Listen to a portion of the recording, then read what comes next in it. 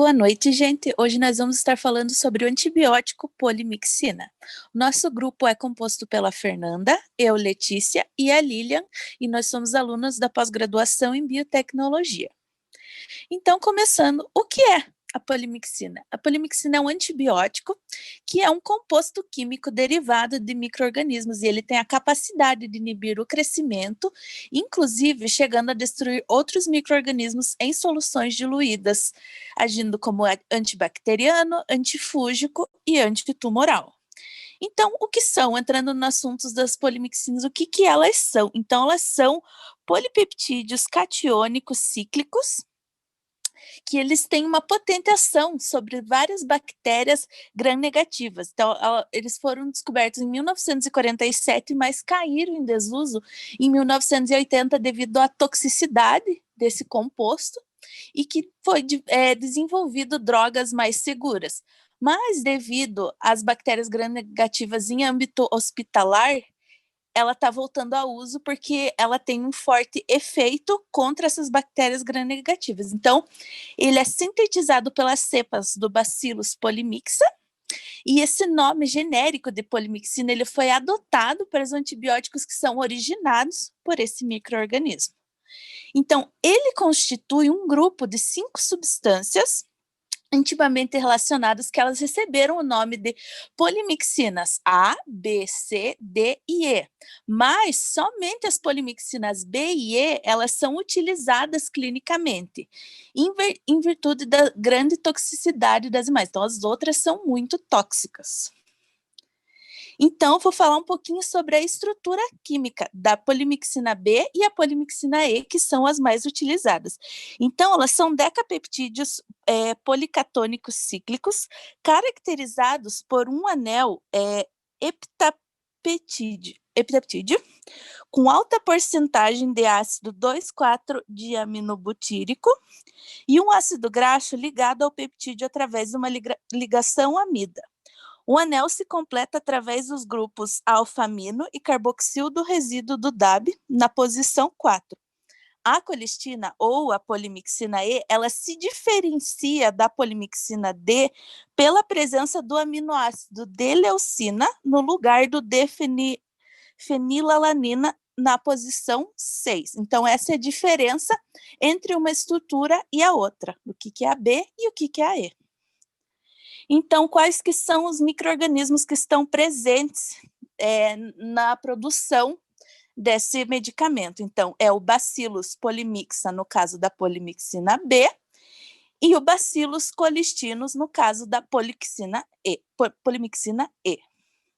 E como que ela funciona? Então, ela tem uma ação bacteriana, antibacteriana, mata as bactérias, contra quase todos os bacilos gram-negativos, com exceção do Proteus SP. Então, como é que é o mecanismo de reação, de ação dos antibióticos, como que eles agem? Então, vários antibióticos aqui podem agir como inibidores da síntese de parede, de síntese de nucleotídeo, inibição da síntese de proteínas, mas a polimixina, então, ela interfere com a membrana celular bacteriana. Então, ela tem ação na interferência da propriedade da permeabilidade seletiva da membrana citoplasmática bacteriana. Então, ela se liga aos constituintes lipoproteicos da membrana, destruindo a sua barreira osmótica seletiva. Então, com a permeabilidade seletiva alterada, a bactéria perde a vitalidade. A ação ocorre sobre bactérias gram-negativas, já que possuem maior conteúdo lipídico, e quanto maior o conteúdo do fosfolipídio da membrana citoplasmática, maior a sensibilidade bacteriana a estas drogas.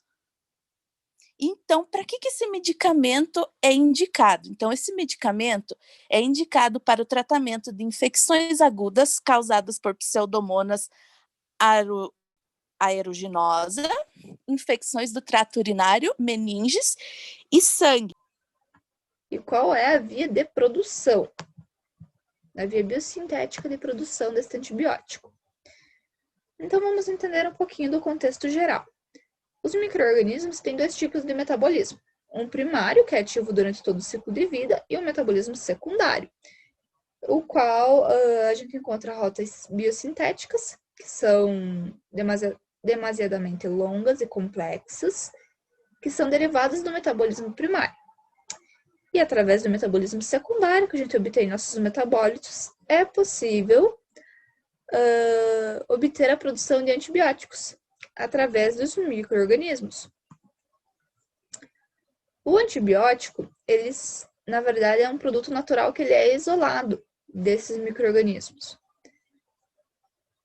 E a fonte principal da maioria dos antibióticos são fungos e actinomicetos. Nessa via biosintética, a via secundária, né, metabólita secundária, a gente tem a ação de peptídeos não ribossomais, que são os responsáveis pela produção da polimixina.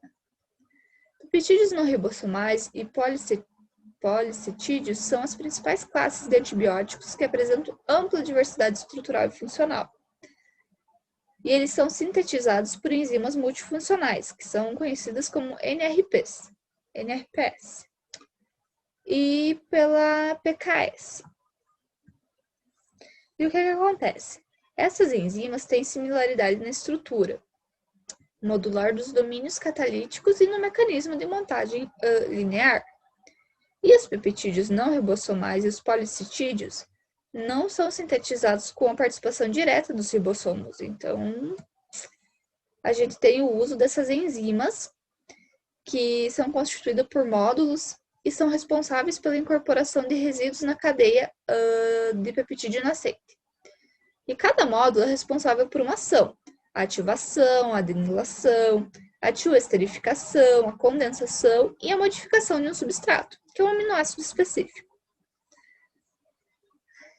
Aí, sabendo que a gente tem 3 domínios, né, que são sítios... aqui vai para ser sítios catalíticos, perdão. A gente tem o domínio A, que é a adenilação, onde são selecionados e ativos os aminoácidos.